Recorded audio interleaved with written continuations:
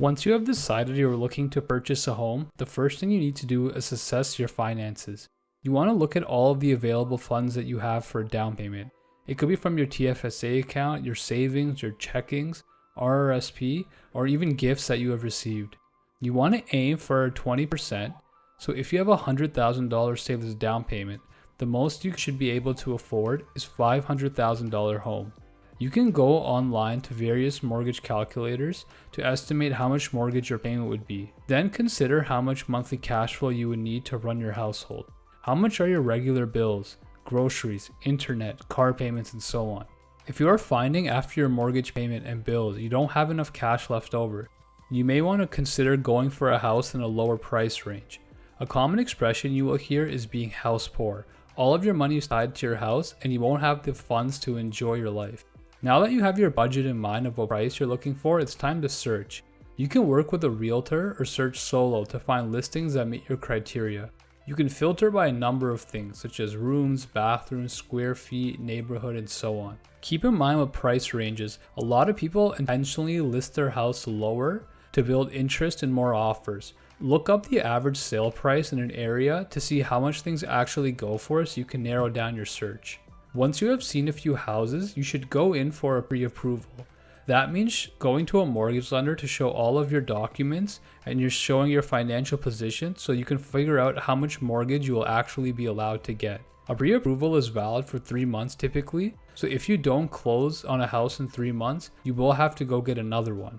It's also good to know that pre-approvals do affect your credit score negatively, as lenders are taking a hard look into your credit. Therefore, if you are getting a pre-approval, make sure you are confident that you will buy in that 3-month period. Once you have got your pre-approval accepted, it's time to look at properties. It's highly recommended you should go with a realtor so they can guide you through the process. Keep a list of questions handy.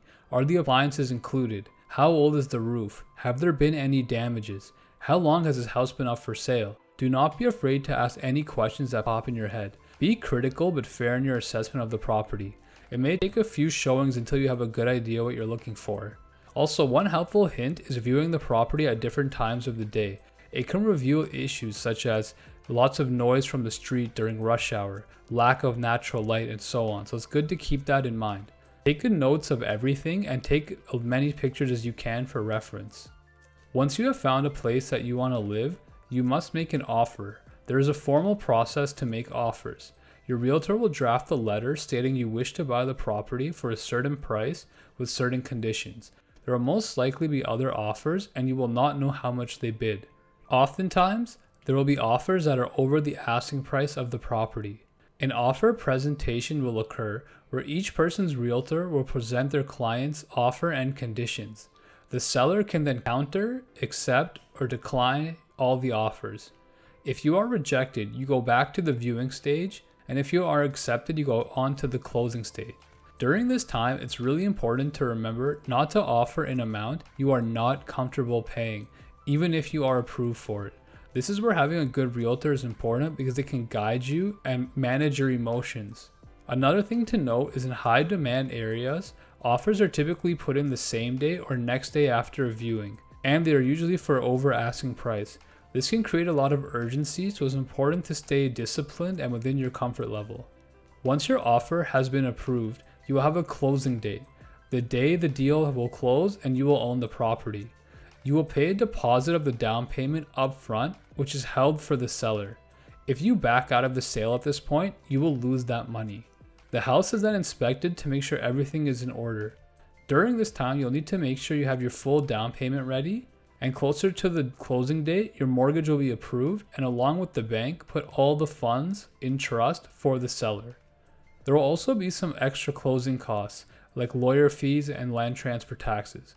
Budget for about 5% of the property price for your closing costs. Please note, if you don't have the sufficient funds by the required date for everything, the deal will fall through and you will lose your deposit. Once all the money has been transferred, you will receive the title to the property and get keys.